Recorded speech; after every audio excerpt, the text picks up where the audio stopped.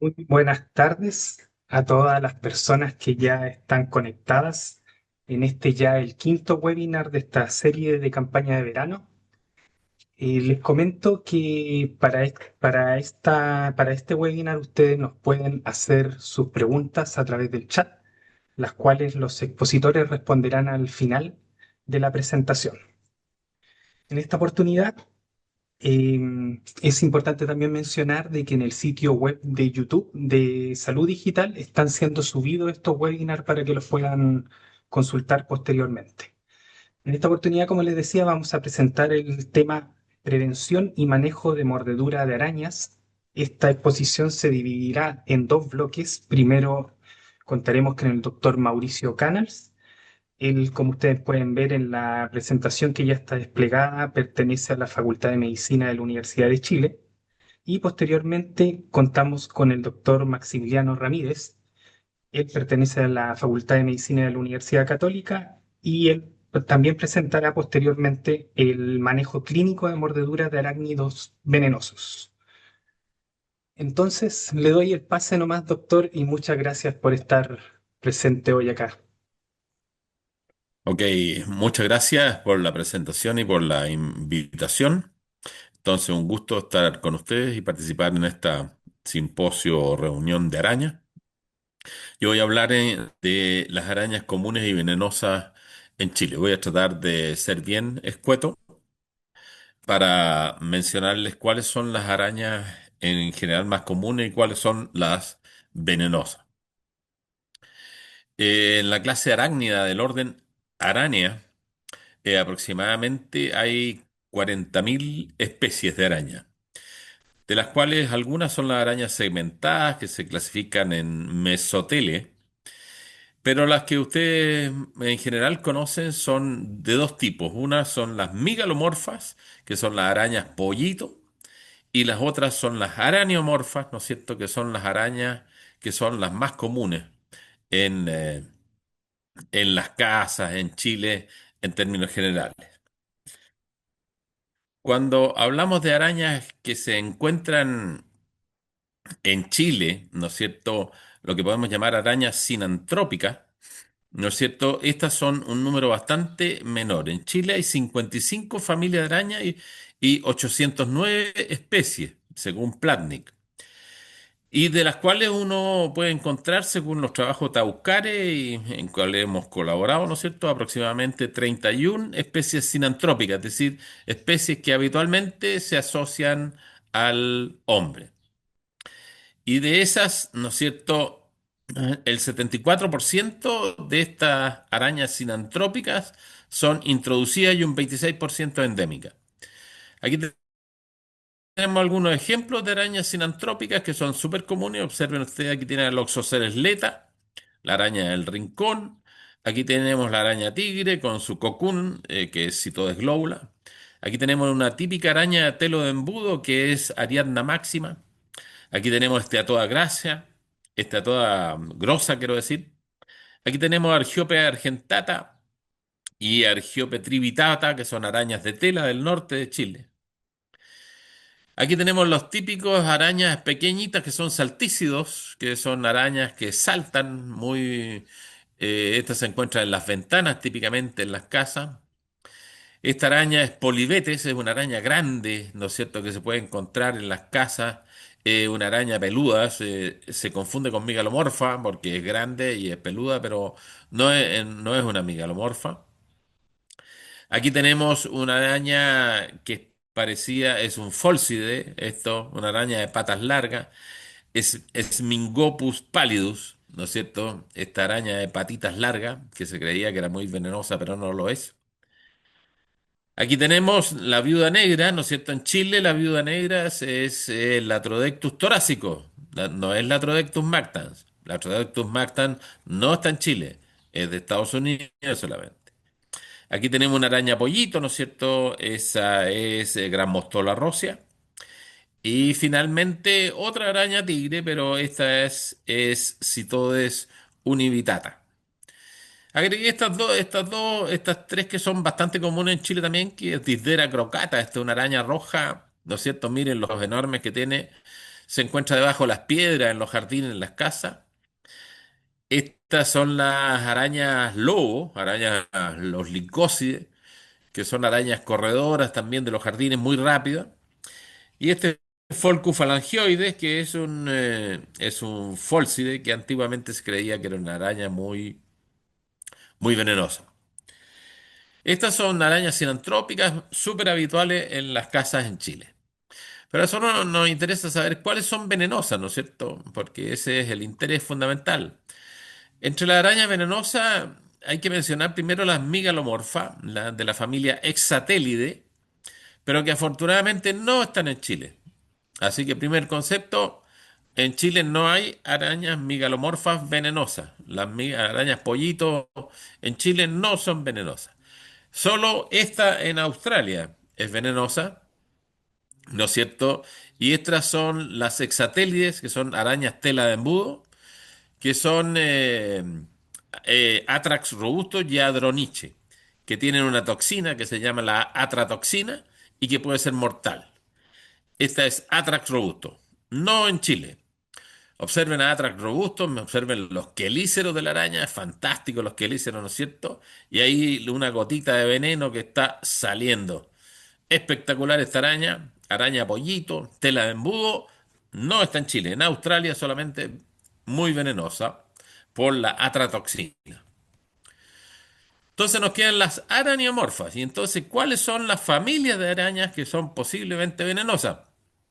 Tenemos, antiguamente se decía que eran cuatro posibles venenosas, pero actualmente se ha descartado las licócides, que son las arañas lobo. Entonces tenemos tres familias de arañas que son venenosas. Las Stenidae, ¿no es cierto? Que no están en Chile, pero sí en Brasil, y ocasionalmente llegan en Chile en cargamentos de frutas, de plátano. Los Stenidae, Foneutra feria, Foneutra nigriventi. Las arañas viudas, que son de la familia Terididae. Observen aquí hay una araña viuda, observen el abdomen con sus manchas rojas. Las Sicariidae, que son las arañas sicario o arañas asesinas. Las arañas asesinas tienen dos géneros de sicarias, que son los loxoceles y las sicarios. Y las licócides se ha descartado, antes se creía que producían termonecrosis, pero no producen. Aquí tenemos ejemplo de Stenia, esa Stenusferus, ¿no es cierto? Araña que ocasionalmente ingresa en cargamento de plátano.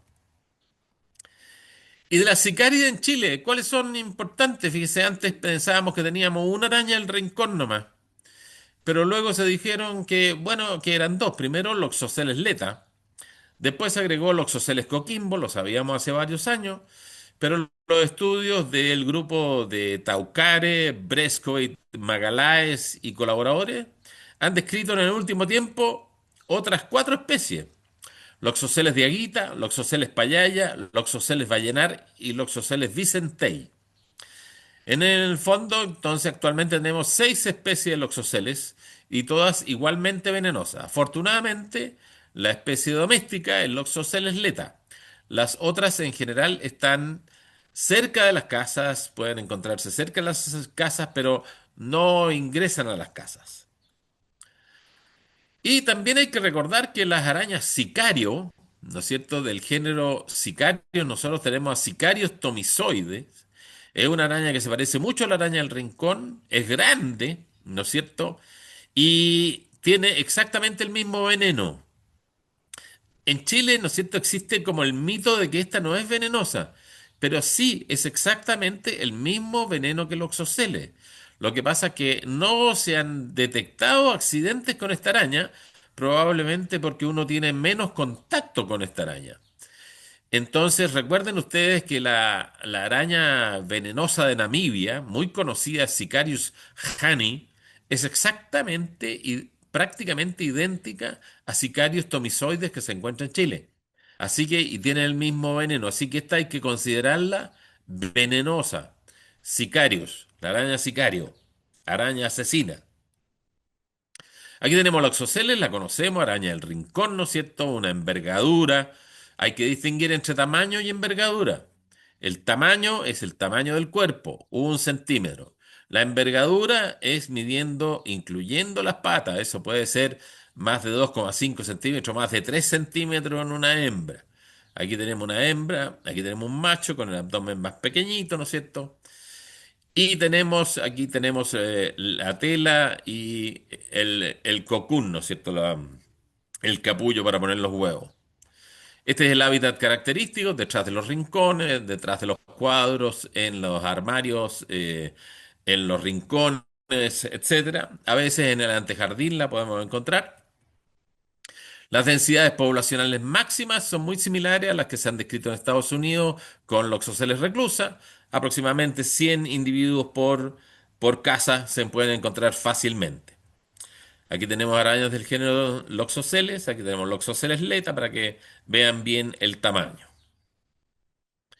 El veneno lo sabemos. Lo más importante en el veneno que contiene una gran cantidad, el veneno de Loxoceles, son enzimas. No es un veneno propiamente tal. Son enzimas. En la saliva de la araña contiene polipéptidos, hialuronidasa, levartenol, eh, metaloproteasa. Pero lo más importante es que contiene esfingomialinasa D, que ese es compartido tanto por Loxoceles porcicario y que es la que produce la dermonecrosis. Observen la lesión, ¿no es cierto? La mancha livedoide con una zona necro importante. Aquí tenemos una araña mordiendo. Unas características del loxoscelismo nos dicen más o menos cuál es la conducta de la araña. Las principales mordeduras de araña se producen en un 72% verano-primavera, dentro de la vivienda en un 80,4%, un 56,4% son hombres. El loxocelismo cutáneo es mucho más frecuente que el loxocelismo visceral, 85% el cutáneo. En la noche o en la mañana es la mayor cantidad ¿cómo se llama?, de mordeduras. Y en un 70,6% es al dormir o al vestirse. ¿No es cierto? Los enemigos naturales de la araña son los reptiles, los gecos en algunos lugares, ocasionalmente algunos, eh, algunos murciélagos, también algunos anfibios. Y en Chile se ha propuesto que es un buen depredador natural, ¿no es cierto? Es la araña tigre, si todo es glóbula. Observen aquí, hay una pelea entre dos arañas. Observen cómo la araña tigre se está comiendo una araña del rincón, porque esta es una araña escupidora, proyecta el veneno, ¿no es cierto? Sin embargo, nuestros estudios muestran que la sobreposición del nicho de estas dos especies no es completo, porque la distribución del Oxoceles leta es mucho más al norte que la de Citodes globula. Entonces hay más araña del rincón en el norte y ahí no hay araña tigre. Y por otra parte, cuando hicimos peleas de araña, ¿no es cierto?, en unos estudios que realizamos, cuando se encuentran estas dos arañas, solo en un 60% hay encuentro agresivo. Y además, cuando hay un encuentro agresivo, en un 70% la vencedora es la araña tigre. Pero en el 30% restante, la que vence es la araña del rincón. Así que no es un hecho absoluto que vaya a ganar, que vaya a haber un acto depredatorio de la araña tigre por sobre la araña del rincón.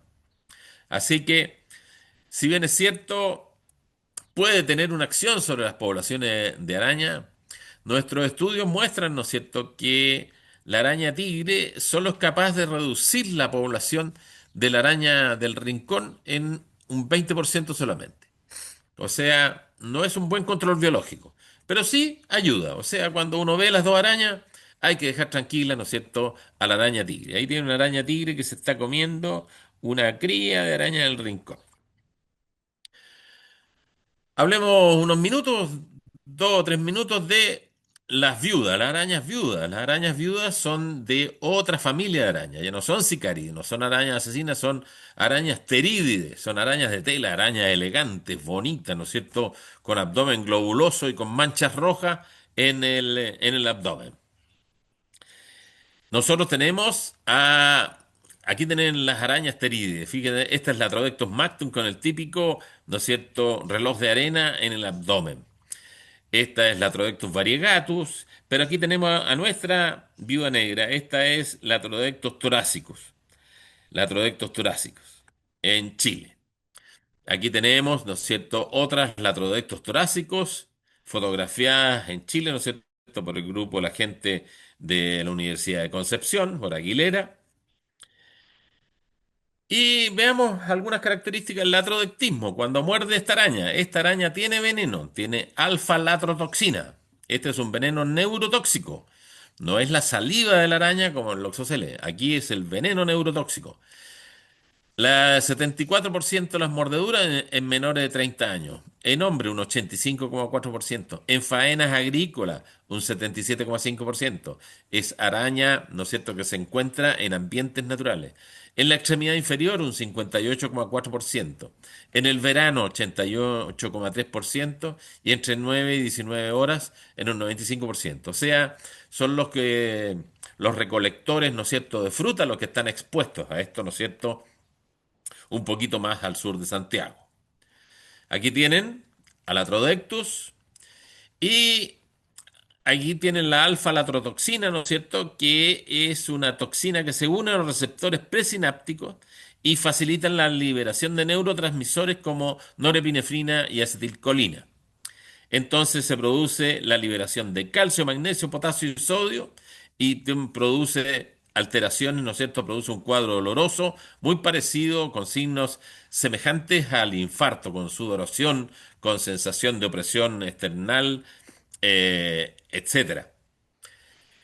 Esta araña tiene una especie de hermano chico que es las arañas del género Steatoda, son de la misma familia, en que está Steatoda grossa, Steatoda triangulosa, Steatoda nobilis, Steatoda porteri, ancorata, andina y sabulosa. Estas están en Chile, son parientes de la araña viuda negra y producen un cuadro que se llama esteatodismo. En realidad tienen alfa-latrotoxina, igual que, que, que el Atrodectus torácico. Sin embargo, el veneno difiere en 6 aminoácidos y eso hace que el cuadro que produce sea muchísimo, pero muchísimo menor. Se han reportado algunas mordeduras por esteatoda grosa y por esteatoda nobilis en Chile, pero siempre han sido cuadros menores. Aquí tienen apenas una roncha, ¿no es cierto?, algunos cuadros de sudoración, etcétera. Muy, muy leves los cuadros. Aquí tienen algunos cuadros que se han reportado en Inglaterra también con Steatoda nobilis. Aquí tenemos, ¿no es cierto?, en Australia con Steatoda nobilis y con H. araña, que es una que no está. Pero los cuadros son muchísimo menos sintomáticos. Así que eso era lo que yo les quería mostrar, ¿no es cierto? Espero haberme no demorado mucho más del tiempo y quedo atento a las preguntas que puedan hacer. Muchas gracias, doctor Canal, por su detallada presentación. Vamos a dar paso a la segunda parte con el doctor Maximiliano Ramírez. Les recordamos que pueden hacer sus preguntas a los expositores mediante el chat y las responderán al final de la presentación del doctor Ramírez. Adelante, doctor, puede compartir pantalla. Muchas gracias a los organizadores por la invitación y también muchas gracias, doctor Canals, por su presentación. Cada vez que escucho una clase del doctor Canals quedo más motivado con el tema. Así que, eh, vamos, en el fondo, la idea es abordar lo que me pidieron comentarles hoy día, es un poco el manejo clínico de mordeduras por arañas en Chile. A ver si me están pasando. Ahí está. Como bien contó el doctor Canals, tenemos múltiples especies de araña en el país. Las dos que me voy a enfocar más en esta presentación son los géneros Loxosceles y Latrodectus, o sea, el loxocelismo y el latrodectismo, que son probablemente las dos arañas que dan los cuadros clínicos más importantes o de mayor riesgo eventualmente en los pacientes. Como decía el doctor, son muchas las especies de arañas que tenemos en Chile. Afortunadamente, no todas las arañas tienen un potencial patógeno para el hombre, ya sea porque no tiene un veneno que pueda ser dañino, o bien porque son arañas que no nos encontramos en el día a día, porque bien tienen hábitat mucho más lejano a los asentamientos humanos, o bien porque los quelíceros que tienen son pequeños y no nos pueden hacer daño o no pueden inocular este veneno. Entonces, como les contaba, son pocas las arañas que cumplen estas condiciones para producir cuadros que puedan comprometer la vida o cuadros severos de interés clínico que veamos en la práctica diaria, que son estos dos géneros y estos dos me voy a concentrar. Y solamente por poner un dato epidemiológico, este es un artículo que yo muestro harto en clase en general cuando hago clases de parasitología o clases de artrópodos en pregrado, que son de los pocos datos que tenemos para saber cuánta mortalidad hay por arañas en Chile, o sea, cuánta gente muere por arañas en Chile, con toda la limitación y fortaleza que tiene este estudio, es interesante saber que afortunadamente en Chile los números que tenemos de gente que muere por arañas siguen siendo bajitos. Fíjense que corresponden a la línea gris que está abajo, y tenemos habitualmente entre 1, 2, algunos años 4, hasta 7 casos por año de mortalidad asociada a arañas. Por lo tanto, si bien son fenómenos relativamente frecuentes, afortunadamente la mortalidad en nuestro país sigue siendo bastante bajo.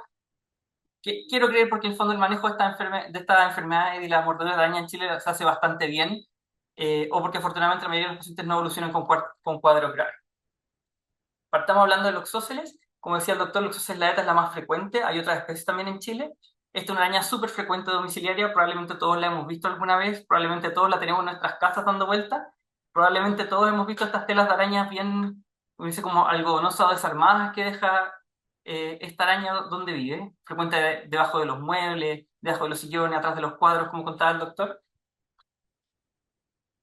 Contarles que son arañas que no son agresivas por naturaleza. Son arañas que en general solamente muerden al ser humano cuando se sienten amenazadas, habitualmente cuando uno pone la mano encima, las aplasta, pero son arañas que habitualmente cuando se encuentran con el hombre escuchan ruido o sienten luz, lo que van a hacer es esconderse, salir corriendo.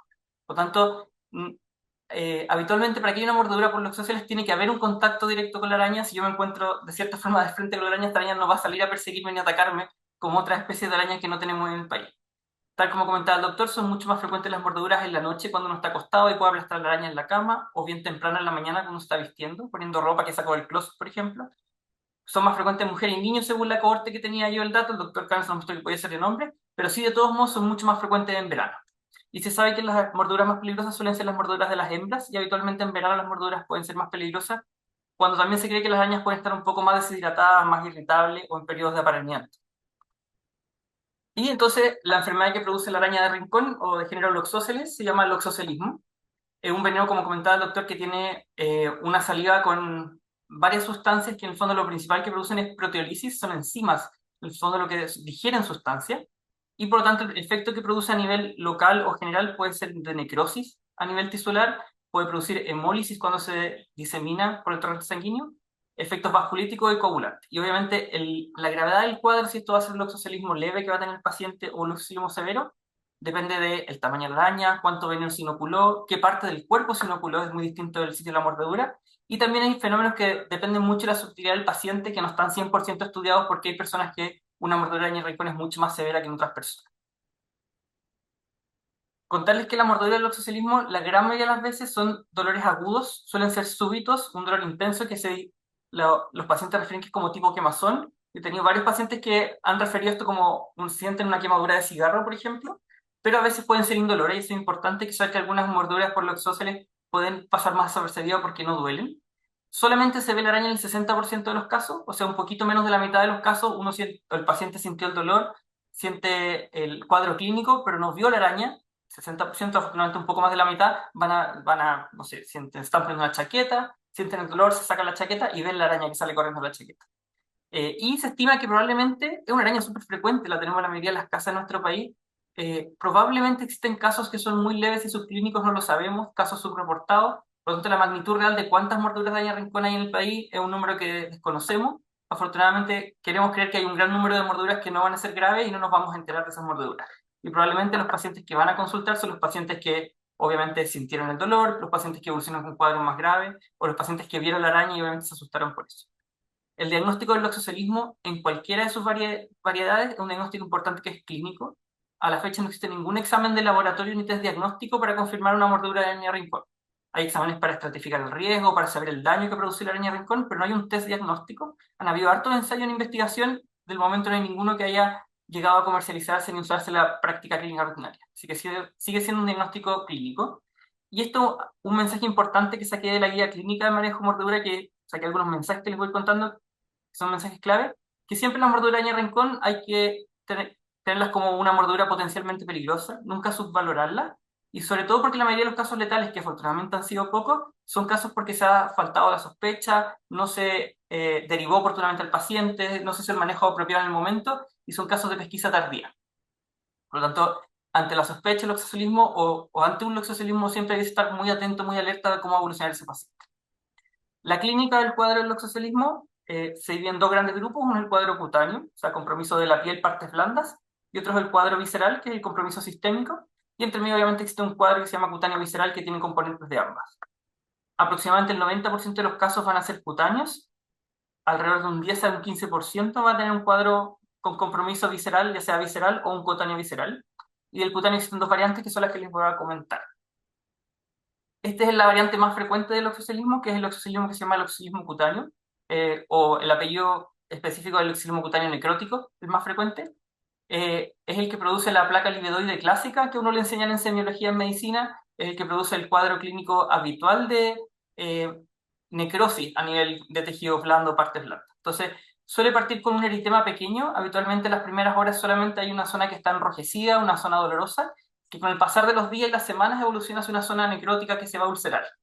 La placa livedoide, que es la placa clásica que está descrita en la literatura, que es como el signo semiológico patognomónico, no siempre está presente, pero es algo que ayuda harto cuando uno tiene la duda. Acuérdense que es un centro que es bien violáceo, seguido por un halo que es más isquémico y por eso está más blanquecino, y alrededor es un halo eritematoso, como se ve en la foto, en la primera imagen.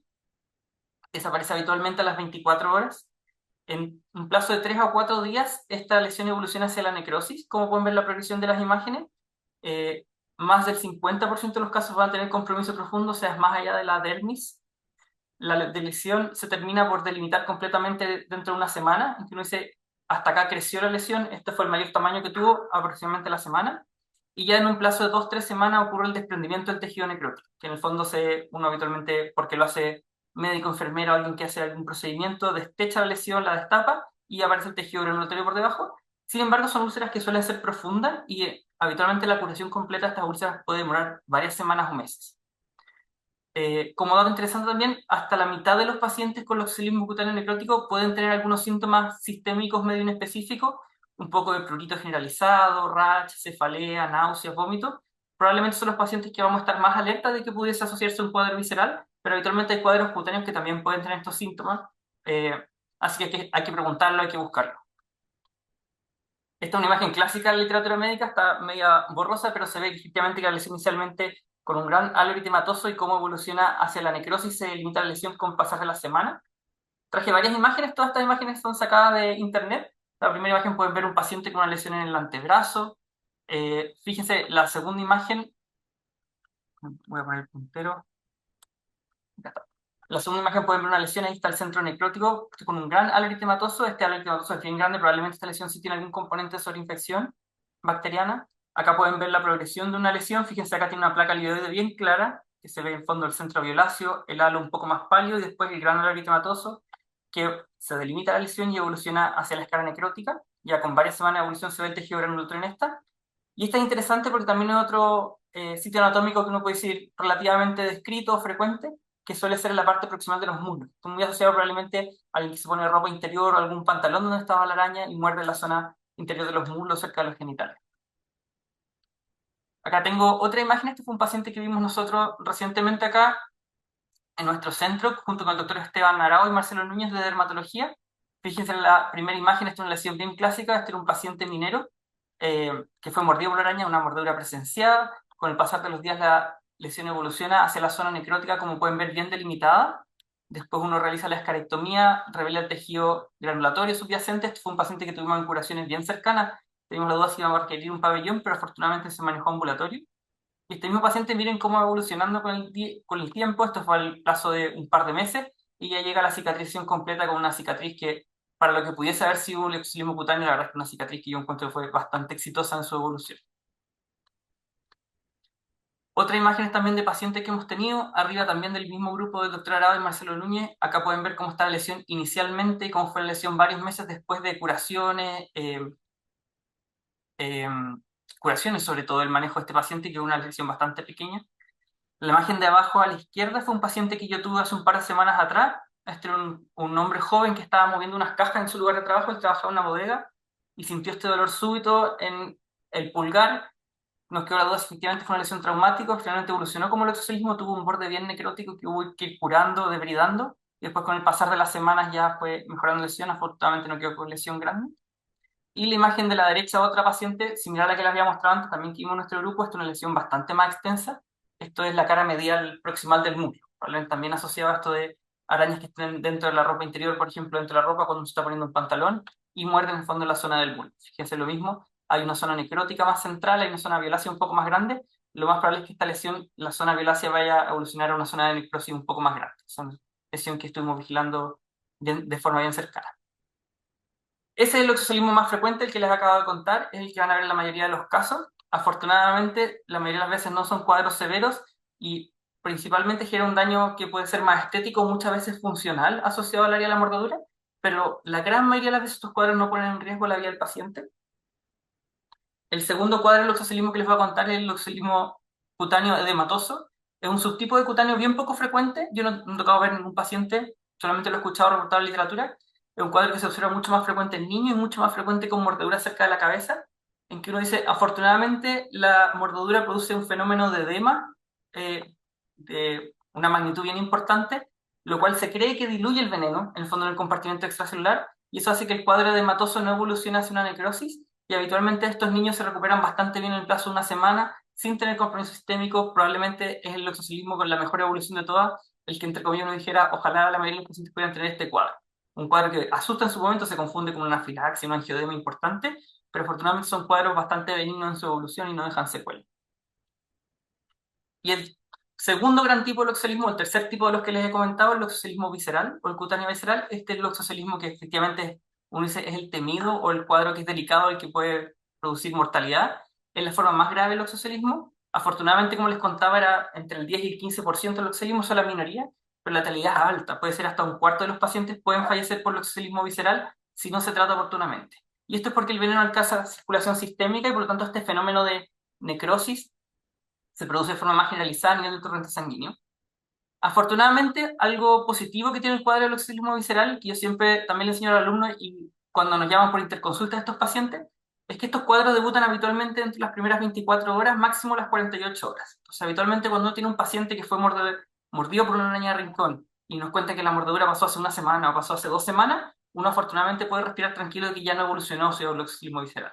Cuando ya no fue el cuadro visceral, uno se puede quedar tranquilo que eso probablemente evolucionó a un cuadro solamente cutáneo. Hay síntomas sistémicos en la mayoría de estos cuadros que uno tiene que sospecharlos, por eso les comentaba que ojo que los cutáneos también podían tener algunos de estos síntomas sistémicos, y son los pacientes en que hay que estar más alerta: fiebre, rash, palpitaciones, vómito, harto compromiso síntomas eh, medio inespecífico como un cuadro prodrómico febril. Y el principal elemento que es como de los más definitorios del loxocelismo visceral es la anemia hemolítica. Entonces, cuando el veneno alcanza la sangre se produce una hemólisis intravascular y esa hemólisis intravascular es la que puede producir el daño de órgano blanco. Y obviamente los cuadros severos asociados al loxocelismo visceral, como cualquier anemia hemolítica intravascular, pueden producir cuadros de coagulopatía intravascular con consumo de plaquetas, factor de coagulación, microangiopatías con potencial daño de órgano blanco, falla renal, por ejemplo, con pacientes que requieren diálisis, vasculitis, rhabdomiólisis. Así que todo esto es una cascada desencadenada por la destrucción intravascular de todos estos glóbulos rojos.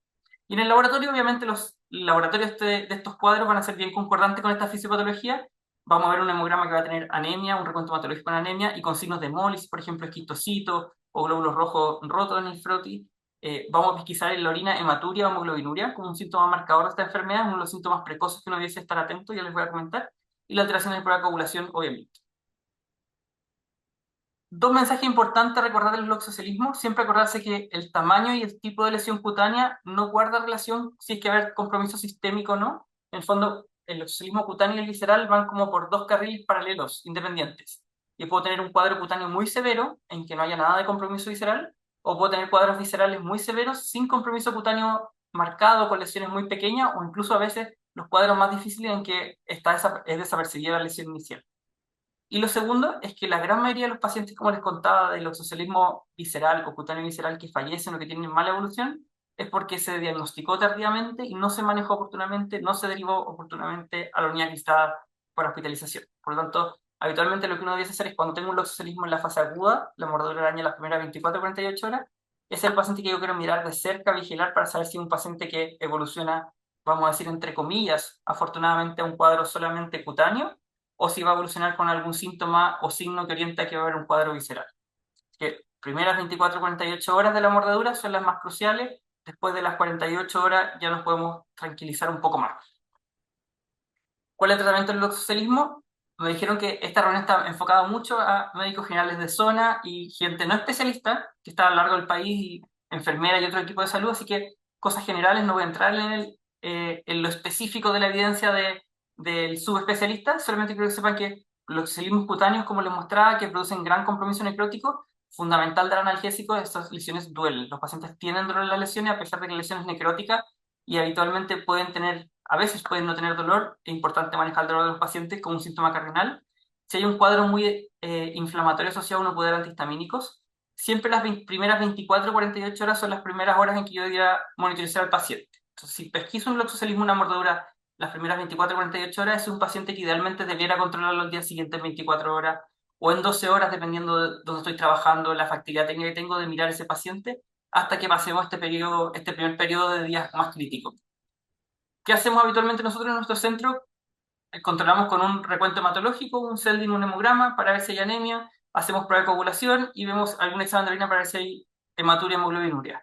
En un contexto que no tengan acceso a exámenes o que tengan mucho más limitación de recursos, probablemente el síntoma que vamos a estar más vigilando, uno es el cuadro clínico del paciente, los síntomas sistémicos, y lo segundo es bien fácil poder hacer un examen de orina, ya sea por inspección visual o tener disponible algún dipstick de orina en el fondo para poder buscar hematuria, hemoglobinuria, y esos son probablemente los hallazgos de laboratorio que me van a hacer como levantar las alertas de que este paciente tengo que manejarlo como un visceral. Se recomienda que los cuadros del oxocelismo en pediatría se hospitalicen siempre. En adultos uno pudiese los cutáneos verlo ambulatorio, como les digo, lo controlo precozmente y veo en el fondo si tiene síntomas de alarma o no y lo voy vigilando. Versus que en pediatría uno debiese hospitalizar siempre el oxocelismo, aunque sea un cutáneo, aunque pareciera que no hay ningún síntoma de alarma, hospitalizar por al menos 48 horas porque rápidamente los pacientes pediátricos se pueden descompensar. El manejo de la herida, lo más fundamental, lo más importante de estas heridas, como les comentaba, una vez que se consolida a los 7 días la zona de necrosis, es empezar con curaciones. Son curaciones que son curaciones relativamente simples. Inicialmente, en las primeras fases, no requiere una curación avanzada y un debridamiento de tejido muy complejo, salvo que el compromiso de tejido sea muy, muy profundo. Pero la gran mayoría de los auxilios cutáneos van a bastar con curaciones relativamente sencillas. Es importante no forzar el retiro de las escaras, que habitualmente uno dice la escarectomía es uno que es como remover la parte más profunda de la lesión, debiese dejarlo para más adelante y no en las primeras semanas. Otra cosa interesante, frecuentemente pueden tener eritema estas lesiones. Rara vez está escrita en literatura que realmente estén sobreinfectadas. Es muy frecuente el sobreuso de antibióticos, que conlleva todas sus consecuencias, como sabemos, pero habitualmente uno no debiese sobreabusar de los antibióticos en estas lesiones, como les comentaba, no es frecuente que se sobreinfecten estas lesiones. Cosas avanzadas que hacemos a veces en centros terciarios de mayor complejidad, con los dermatólogos, como les contaba, hemos hecho manejos con fármacos más específicos, terapias más experimentadas, uso de Dapsona, pero probablemente son cosas bien eh, excepcionales y con evidencia de la literatura bastante, vamos a decir, limitada. Por lo tanto, lo fundamental del manejo son las curaciones, son la vigilancia del paciente, no es lo fundamental del paciente usar terapias específicas, biológicas, ni fármacos rebuscados. Y una vez que la herida está consolidada, como les comentaba, con el paso de las semanas, se delimitó la lesión, hay una escala ya definida, es que uno eventualmente, dependiendo del grado de compromiso, quiere manejar a ese paciente y hacer una reparación. Habitualmente, dependiendo de la lesión, si está en la mano, está en el pie, nosotros trabajamos con el equipo de traumatología, por ejemplo, con cirugía plástica, si es que hay que hacer un colgajo o cosas así. Pero lo fundamental del manejo del oxocelismo cutáneo en las primeras, vamos a decir, 2 a 4 semanas, son las curaciones y sobre todo las primeras 24 a 48 horas, vigilar que no evolucione a un visceral. Por otra parte, el oxalismo visceral, mucho más enfocado al manejo de un cuadro grave, esto es de manejo probablemente de especialidad, esto, pacientes con oxalismo visceral, ya sea la sospecha por algún síntoma o que tenga algún examen compatible, se hospitaliza y se hospitaliza en una unidad monitorizada. Analgesia, terapia de soporte, se monitoriza constantemente qué daño de órgano blanco potencialmente pueden tener estos pacientes, falla renal, coagulopatía, anemias hemolíticas que requieran transfusiones, y habitualmente uno trata específicamente lo que va apareciendo, como digo, estoy creo un manejo mucho más específico, si este paciente requiere terapia de reemplazo renal, plasmaféresis u otras cosas más específicas. Lo más importante es que ante el oxocelismo cutáneo tengo que pensar, sospechar el visceral, si sospecho un visceral, se debería precozmente hospitalizar. Otro tema frecuente de discusión es el tema del antídoto o antiveneno, mal llamado antídoto. Les cuento que la mayoría de estos son inmunoglobulinas de origen equino y hasta la fecha para las loxóceles chilenas no existe nada de evidencia en la literatura consistente que demuestre que haya un beneficio en el uso que sobrepase los riesgos. Cuando se introdujo estos antídotos en Latinoamérica hace hartos años atrás, se vieron hartos reportes de casos de que las tasas de efectos adversos son súper altos. O sea, pacientes que pueden tener hasta un 10% de los pacientes producir anafilaxias, reacción alérgica y cuadros muy severos, sin que realmente valga la pena. O sea, dar este supuesto antídoto no hace que la herida sea más pequeña, no hace que el paciente tenga menos compromiso visceral, no hace que la mortalidad sea más baja. Por lo tanto, sopesando riesgo-beneficio, no hay ningún beneficio en dar estos antídotos. De hecho, actualmente en nuestro país no se recomienda usarlos y actualmente no disponemos de ellos por esto mismo. Probablemente o puede hacer que en un par de años más se desarrollen otros antídotos más nuevos que tengan un beneficio que sí supere los riesgos y probablemente lo vamos a usar de rutina, pero actualmente, para que sepan, no hay antídoto disponible en el país porque la verdad es que no hay ningún antídoto que haya demostrado tener algún beneficio y que entre comillas sirva utilizarlo para prevenir algo, para mejorar algo, sin que le haga más daño al paciente realmente con estos fármacos. Dos tips sobre la sospecha del oxoscelismo. Uno, contarles que hay pacientes que son de bajo riesgo o más que bajo riesgo, cuadros subclínicos que uno tiene que estar atento. Pacientes lactantes que obviamente no verbalizan, pacientes adultos mayores, pacientes con dependencia funcional. Uno debiese pensar en el oxoscelismo. Por favor, siempre examinar completo a los pacientes, revisar la piel, buscar lesiones. Un paciente lactante no va a llegar diciendo me mordió una araña. Probablemente un paciente lactante va a consultar por irritabilidad o por llanto no consolable y son pacientes que uno debería examinar al paciente completo buscando alguna lesión en la piel, por ejemplo, o buscando efectivamente si tuviera fiebre o algún otro síntoma sistémico. Han habido hartas tips o revisión de literatura para tratar de pensar si que me llega un paciente con una herida en la piel, cómo saber si esto fue una picadura de zancudo, fue una mordedura de araña, fue una abeja. Cosas importantes de mordeduras de araña, saber que la gran mayoría de los oxalismos son lesiones únicas. Esa imagen que les pongo al lado izquierdo, con varias lesiones, eso no es un loxolismo, es una ectima o una infección bacteriana. Entonces, la mayoría de las veces los loxolismos son lesiones únicas o máximo dos lesiones, no son lesiones múltiples. Siempre importante el contexto. La mayoría de los accidentes por loxocelismo suelen ocurrir en contextos de exposición de riesgo. Como les contaba, pacientes en la noche durmiendo, durante el vestirse en la mañana, personas que están revisando una bodega, personas que entraron, por ejemplo, moviendo un mueble, o gente que entró a una bodega que nadie había entrado en mucho tiempo, alguien que estaba haciendo aseo profundo. Se importa mucho la anamnesis y el contexto de qué estaba haciendo la persona para poder sospechar el cuadro. Saber que pueden ocurrir durante todo el año los accidentes, pero principalmente en verano vemos un aumento. Y las lesiones habitualmente no son eritematosas, no son rojas como son las picaduras de zancudo. No suelen ser lesiones solevantadas, habitualmente son lesiones planas o incluso a veces deprimidas por la necrosis. Esta lesión, otra que les muestro ahí, que tiene un gran abón, una zona abonosa, probablemente una picadura de zancudo, una mordedura de hormiga u otro artrópodo, eso no es una mordedura de araña, y no producen edema significativo. No un edema significativo, por ejemplo, toda la extremidad en que sospecha una celulitis, habitualmente un edema localizado en torno a la lesión, por lo menos las primeras horas. Prevención del oxocelismo, lo hemos conversado en hartas instancias, pero siempre es bueno recordar incluso consejos para uno mismo, siempre separar la cama de los muros, no colgar ropas y toallas en los muros, mantener higiene frecuente en la casa, aspirar, hacer aseo, evitar que los niños jueguen a las escondidas cuando se meten en los closets, se meten abajo de, por ejemplo, los lavaplatos, van al lavadero, una bodega, siempre que se van a poner un zapato, sacudirlo, revisar la cama cuando uno se va a acostar, y cuando uno va a entrar a un lugar que sea un recinto oscuro, una bodega que no entraba en mucho tiempo, por ejemplo, voy a sacar el árbol de Pascua que no sacaban todo el año, voy a entrar a una bodega, uno debería habitualmente prender la luz, hacer un poco de ruido, cosa que las arañas habitualmente, como les contaba, van a tratar de salir corriendo, no van a salir a atacarme, si es que yo trato como de hacer un poco de ruido antes. Me van quedando poquitos minutos, pero voy a pasar al segundo tema, que es el Latrodectus. Esto es un poco más corto.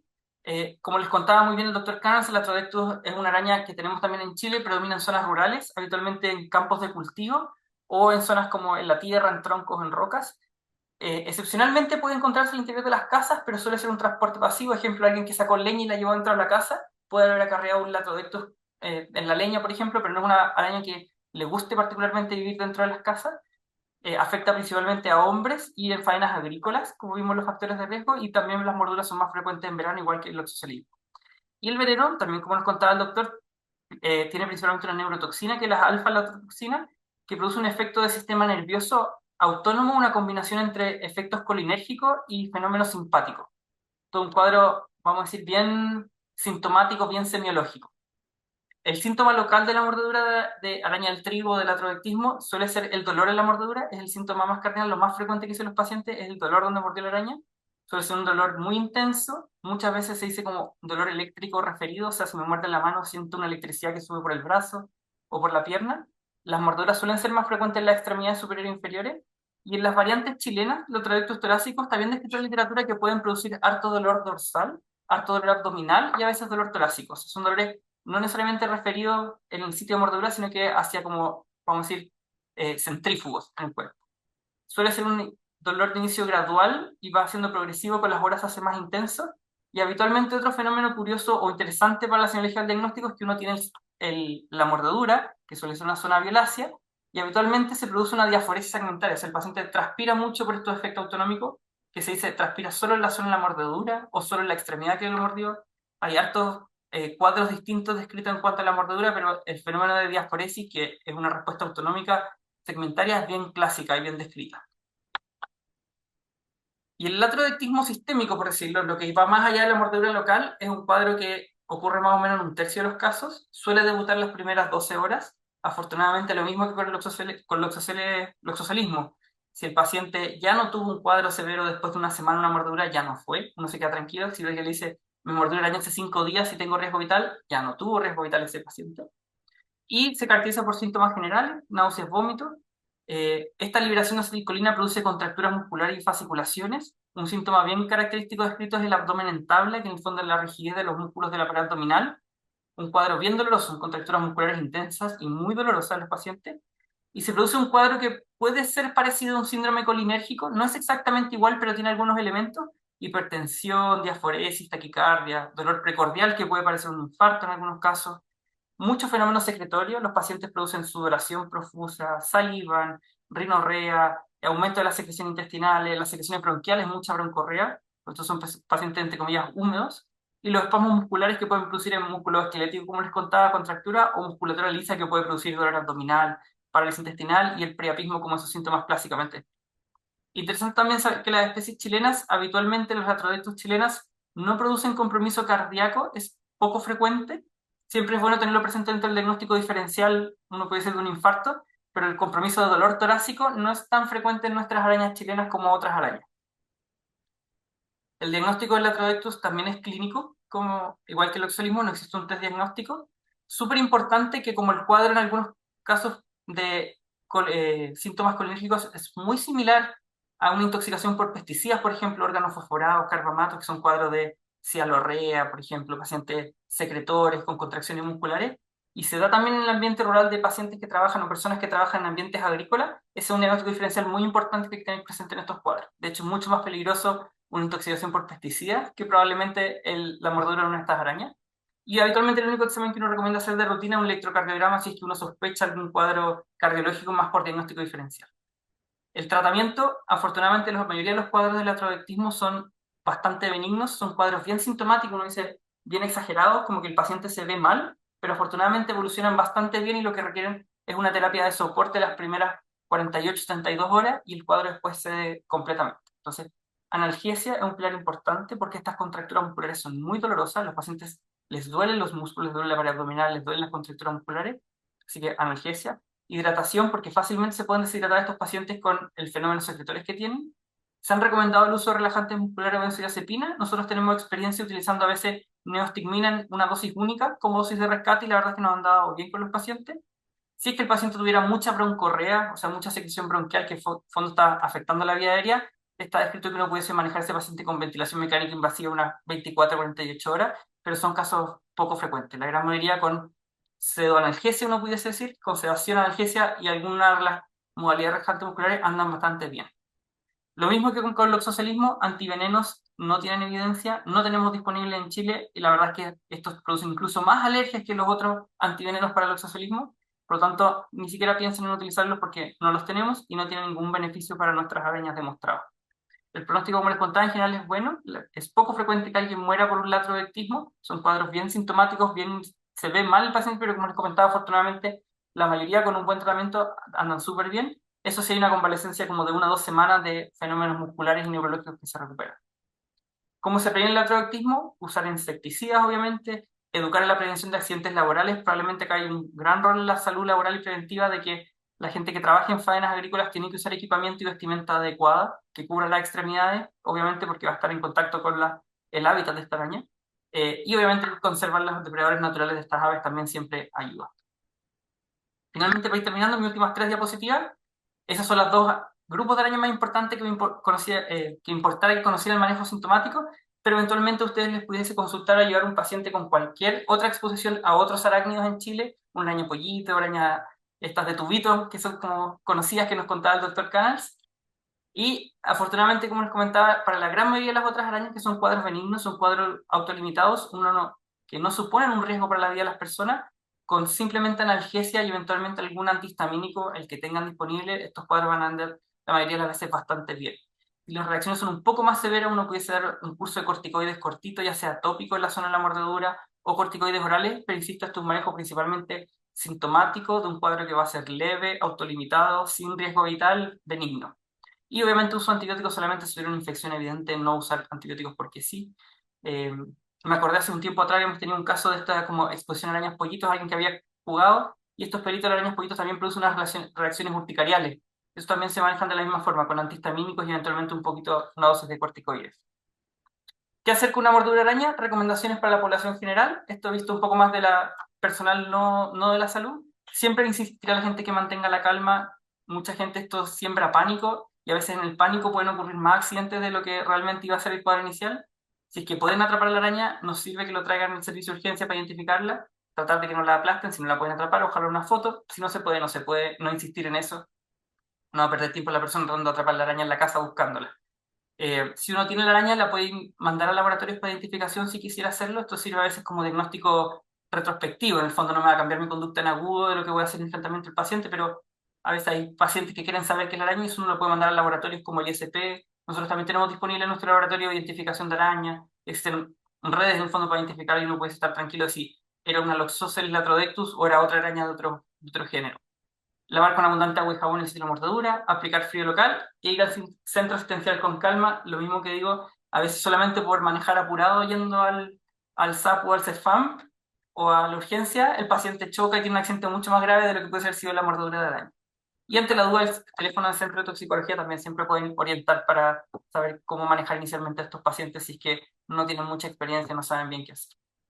Les dejo ahí el correo en caso de que tengan cualquier duda, quedo abierto a preguntas. Sí, muchas gracias. Muchas gracias, doctor Ramírez, por su excelente presentación. Vamos entonces a dar paso a algunas preguntas. Tenemos la pregunta de Natalia. Nos dice si podría repetir qué genera la esfingomielinasa D en la piel, por favor, dice.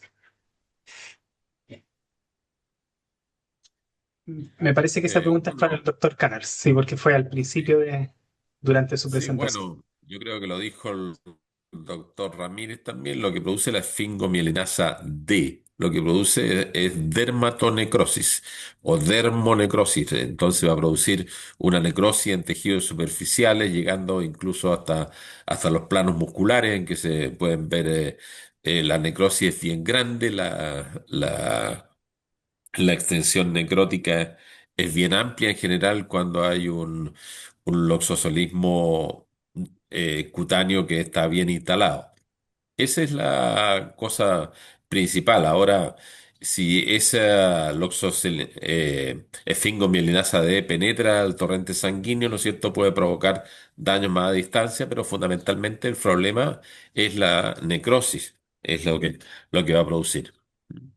Gracias, doctor.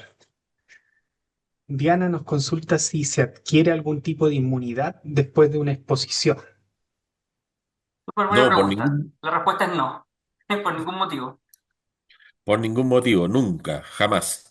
Incluso en Chile se hicieron algunos experimentos horrorosos hace muchísimos años atrás, intentando, fueron voluntarios estudiantes de medicina que se dejaban picar por Loxosceles y fue un desastre porque incluso uno de los estudiantes hizo un loxocelismo cutáneo, un loxocelismo visceral. Así que jamás, nunca, por ningún motivo, ¿no es cierto? Y no se produce ningún tipo de inmunidad, no funciona eso. ¿Mm? Importante educar a la población en eso. Yo creo que hay un poco mito de la población general pensar que si uno lo mordió una araña rincón alguna vez, ya no me va a pasar de nuevo nada si es que me muerde. Si me muerde de nuevo, me puede pasar lo mismo, incluso peor. No existe inmunidad contra las mordeduras de araña, ni memoria inmune. Buena pregunta. Perfecto. Marta nos comenta que está en zona rural, en el sur de Chile, y dice que si se confirma que un paciente fue mordido por una araña de rincón y no cuenta con laboratorio. ¿Es necesario derivar para que le tomen laboratorio o simplemente manejar con reconsultas para observación? Mira, súper buena pregunta. Yo creo que esto depende mucho de la realidad de cada lugar donde uno esté trabajando. Voy a decir que nosotros tenemos la fortuna de trabajar en grandes centros hospitalarios en Santiago, pero yo sé que no es la realidad en regiones. Mi respuesta, Marta, es, si es paciente pediátrico, lo derivas al tiro para hospitalización. No lo piensas dos veces. O sea, un pediátrico habitualmente con un loxocelismo, aunque sea cutáneo inicial, habitualmente la recomendación es manejarlo hospitalizado, aunque se vea muy bien el paciente, 48, 72 horas y si está bien después, alta. Pero en el fondo los pediátricos se deben manejar cerca. Si es un paciente adulto, yo lo que te recomendaría es, si tienes disponible, como te contaba, un dipstick que sirve para buscar hemoglobinuria o hematuria, que es algo súper simple, la verdad es que en la mayoría de los centros asistenciales hay dipstick disponibles, que son las tiras reactivas de orina. Y si uno, a veces uno puede monitorizar al paciente con eso cada 6 horas, o a veces uno también tiene que ser como un poco la sensación clínica si son pacientes de zonas extremadamente rurales que probablemente ante un anterior clínico no va a alcanzar a reconsultar y se puede complicar, probablemente sí tengo que derivarlo a un centro que pueda tener una mayor monitorización. Si es un paciente que estoy en una zona rural más alejada, pero que habitualmente el paciente puede consultar oportunamente o yo puedo derivarlo fácilmente si es que se complica, quizás ese paciente sí puedo indicarle que reconsulte en 12 horas o en 6 horas o estar atento para recontrolarlo el día siguiente. Yo creo que eso es una respuesta muy de individualizada a tus recursos. Mi respuesta es, para pediátricos siempre derivar, siempre hospitalizar. En adultos, yo creo que habitualmente, ojalá algún examen de orina que podamos hacer para tratar de identificar hacia dónde va el riesgo del paciente, que lo podemos hacer seriado. Si tú crees que el paciente realmente tiene un riesgo de, porque vive, voy a hacer un ejemplo bien extremo, vive a 1 hora a caballo del centro de salud asistencial, probablemente ese paciente no es un buen candidato para manejarlo en su casa, es un paciente que es mejor lo deriva. Hay una pregunta para el doctor Canals. Dice, ¿la araña pollito chilena puede morder y causar lesiones? No, en general, o sea, siempre cualquier araña puede morder en alguna ocasión. Sin embargo, todas las arañas pollito, todas las migalomorfas tienen un mecanismo de defensa que es distinto. Si uno molesta a una araña pollito, lo que va a hacer la araña pollito, primero una actitud amenazante, después se va a dar vuelta y va a rascar con las patas posteriores, va a rascar el abdomen y va a desprender unos pelos urticantes. Y esos pelillos muchas veces pueden llegar a los ojos o a la piel o a pequeñas heridas y provocar reacciones de tipo urticarial, ¿no es cierto? Reacciones, ¿cómo se llama? Alérgicas en el paciente. En general nunca va a morder. Yo personalmente he tenido arañas pollito, uno las puede manipular lentamente, etcétera. En general no muerden. Ocasionalmente, claro, si se esfuerza, ¿no es cierto?, podría morder y naturalmente va a provocar una mordedura que va a tener alguna cierta consecuencia, pero no tienen veneno, no hay una toxina detrás, podría provocar una lesión local y la tratan como dijo el doctor Ramírez, ¿no es cierto?, que generalmente no va más allá del tratamiento antihistamínico, corticoide a lo sumo. Gracias, doctor. Para el doctor Ramírez, dice, ¿qué población tiene más riesgo de complicaciones sistémicas? Oh, súper buena pregunta. Han habido, yo no soy, estoy muy familiarizado con esa evidencia, le pido yo al doctor Carlos, sabe, pero han habido hartos estudios de tratar de identificar qué subpoblaciones, por decir como algunos linajes genéticos dentro de nuestro país, se sabe que pueden tener más riesgo. Yo sé que habían estudios en algunos pueblos como originarios, población mapuche, que pareciera ser que tuvieran un riesgo levemente mayor de hacer cuadros viscerales, pero no hay nada concreto, así como tajante que uno diga, sabes que solamente por este antecedente o este factor de riesgo este paciente va a evolucionar a un cuadro más grave. Yo creo que el manejo es transversal e indiferente. De momento, no tenemos ningún score ni ningún examen genético ni nada que nos diga exactamente este paciente tiene más riesgo o menos riesgo de algo que se puede usar en la clínica en día a día. Probablemente es algo que sí está en investigación. Yo sé que hay hartos estudios o series retrospectivas en que buscan ver a alguien que se puso mordedura y rincón por qué a estas personas les fue mejor o a estas personas les fue peor.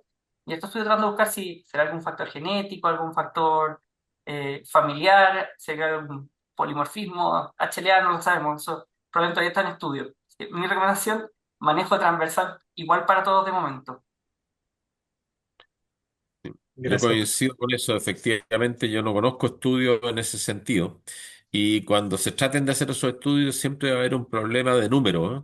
porque la cantidad de mordeduras de araña, primero es desconocido, porque muchas no llegan a la clínica, y las que llegan a la clínica no saben, no se sabe qué araña es, entonces es muy difícil hacer ese tipo de estudios. Gracias, doctor. Y hay una última pregunta para el doctor Canal. Dice, ¿cómo diferenciar rápidamente entre una araña tigre y una de rincón? Ah, son muy fáciles de reconocer. Fíjense que la araña tigre, la característica fundamental es que es una araña de patas largas, primero.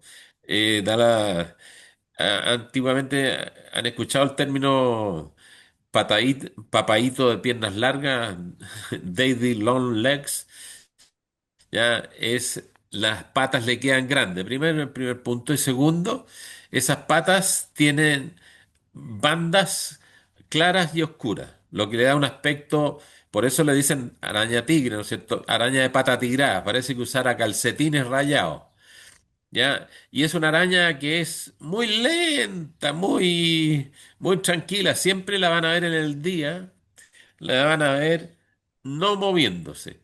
De hecho, el ritmo de actividad de Citoes globula, la araña tigre, es claramente nocturno. Es decir, si no hay noche, no se mueve. Y ustedes la van a ver arrugada en un rincón, ¿no es cierto? Parece un cangrejo en el techo, etcétera. Con las patas muy largas, atigradas y más bien claritas. La araña del rincón, en cambio, es una araña más activa, tiene más el ritmo de actividad.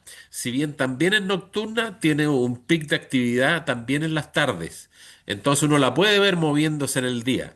Es de un color café clarito, un color café clarito a oscuro, un color marrón, ¿no es cierto?, hacia color oscuro. La hembra puede ser incluso un poquito cargada a un color rojizo. Es una araña maciza, activa, dinámica. La otra se ve más bien floja, como que estuviera anémica en un rincón, con las patas estiradas, ¿no es cierto?, sin hacer absolutamente nada. Esa es más o menos la idea general, digamos, que uno tiene que tener. Lo más característico es que es una araña clarita, con pintitas y con las patitas con blanco, perdón, con banda oscura y bandas claras. Tenemos una pregunta más que se agregó para el doctor Ramírez. Muchas gracias, doctor, por su respuesta. Dice, si trabajo en APS y se presenta un caso de loxocelismo cutáneo en APS, ¿se recomiendan curaciones y control también en APS o derivar a algún tipo de especialidad? Super. Mira, si la herida es simple y en tu equipo de curaciones de enfermería de APS tiene la capacidad de hacer la curación, no hay ningún problema con que la hagan en APS. Probablemente lo que van a hacer ese paciente es estar vigilando la evolución de la herida y lo más importante es que uno dice, cuando ya la herida se consolida, la zona necrótica, la herida ya está ulcerada, ya no se extendió, si es que yo veo que hay un compromiso un poco más profundo, que esta herida efectivamente tiene exposición de planos profundos, ponte tú de tendones, de músculo, o genera una limitación funcional para el paciente, es un paciente que va a requerir cirugía, como uno dice, una cirugía de salida, que nosotros decimos, vamos a hacer una cirugía en que lo vamos a reparar al final para cubrir este defecto por un colgajo del cirujano plástico, o el traumatólogo va a hacer algo acá, o a veces los dermatólogos también pueden hacer alguna cirugía. Entonces, yo habitualmente lo que recomiendo es, habitualmente los luxismos cutáneos necróticos uno los puede manejar en APS, las curaciones se pueden hacer en APS, pero precozmente uno ya debiese empezar a pensar a hacer la interconsulta para que dermato, por ejemplo, teledermato, que sé que está disponible en hartos centros, conozcan el caso, sepan que eventualmente ese paciente va a requerir una intervención en 2 meses más o en 3 meses más, cuando ya la herida esté bien consolidada. Pero en agudo así, salvo que el paciente tenga un compromiso muy profundo o que uno sospeche una infección grave que necesite algún debridamiento quirúrgico precoz, yo creo que la gran mayoría de los solismos cutáneos necróticos que son superficiales no complejos se pueden manejar a veces sin ningún problema. Probablemente en Perfecto. algún momento va a tener que pasar por un equipo de cirugía o de dermato o de traumato para hacer esta resolución, uno dice como al final del cuadro. Pero en agudo, si es que uno dice, si este loxoscelismo ya fue un loxoscelismo cutáneo que fue bien delimitado, que ya evolucionó bien, no hizo un visceral, el paciente está estable, es un paciente adherente, que está en buenos controles, se puede manejar a veces completamente. Creo que no hay ningún problema. Gracias, doctor. Bueno, en razón del tiempo de nuestros expositores, hay una última pregunta para el doctor Canals. Dice si puede ser mito o no, si depende del tamaño de la araña, si va a generar una mayor lesión o no. Eh, se ha- Se han hecho varias hipótesis al respecto de qué hace que efectivamente se produce mayor o menor lesión, o por qué en estos casos es un loxocelismo cutáneo y loxosismo visceral. En una primera opción se dijo, bueno, las arañas más grandes tienen más veneno, eso es real, y por lo tanto, ¿me escuchan ahí bien? Sí, Porque se me cortó un poco. sí se escucha bien, doctor. Sí. Ya, entonces Sí, el tamaño, la cantidad de veneno podría ser importante, pero la cantidad de veneno en una araña depende fundamentalmente de cuándo fue la última mordedura, más que del tamaño. Si una mm, araña mordió hace mucho, mucho tiempo, entonces tiene mucho veneno, entonces podría incluir. Entonces, un factor que podría ser es el tiempo desde la última mordedura. Lo segundo, que siempre se ha dicho si es macho o es hembra. Las hembras son más grandes y potencialmente podrían tener más veneno. El tercer factor que se dice es la localización de la lesión. Si la araña muerde en una zona más vascularizada, tiene más acceso a vasos sanguíneos y podría tener más riesgo del oxocelismo visceral. Pero debo decir que todas esas son hipótesis porque no hay un trabajo experimental que haya permitido probar esas hipótesis. Pero sí son hipótesis bastante plausibles. Personalmente pienso que el tiempo desde la última mordedura es un factor fundamental porque precisamente las arañas son depredadoras, ¿no es cierto? Y van a juntar veneno, van a acumular veneno dependiendo de la última vez que se alimentaron. O sea, ese puede ser un factor. Y el tamaño debe ser importante porque está asociado a la cantidad de veneno que pueden contener. Si es macho y es hembra no es tan claro, no es tan claro. Hay un estudio hecho con Loxoceles reclusa que no logró encontrar diferencia. Así que eso es lo que podemos aproximar como una respuesta. muchas gracias. Bueno, y con esto, Jorge, sí, sí, perdón, sí, ¿puedo sí, por hacer supuesto. responder una última pregunta que estaba leyendo acá en el chat, que creo que es la pregunta más importante de la presentación, solo para estresar el punto, que acá preguntaron en qué caso se recomienda sí usar antídoto? Quiero que se acuerden y recuerden que la respuesta es nunca, Claro, actualmente. No hay ningún claro. escenario clínico en que el beneficio de intentar usar un antídoto le gane a los riesgos que suponen estos antídotos que son súper tóxicos, efectos adversos. Entonces, actualmente no hay ningún caso de mordedura de araña en Chile que esté recomendado usar ningún antídoto de ningún tipo. ¿Ya?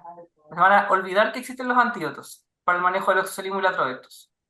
Eso. Perfecto, y con esa respuesta categórica que ya había quedado indicada también en la presentación y que además está también categóricamente señalado en la guía de manejo de mordedura de araña de los rincones que les compartimos el link durante la presentación en el chat.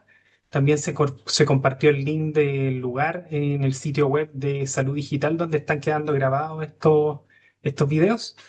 Y bueno, nada más que agradecer nuevamente al doctor Mauricio Canals y al doctor Maximiliano Ramírez por sus presentaciones y los dejamos invitados al último webinar de esta serie de campaña de verano para el próximo martes a las 14:30 horas. Muchas gracias.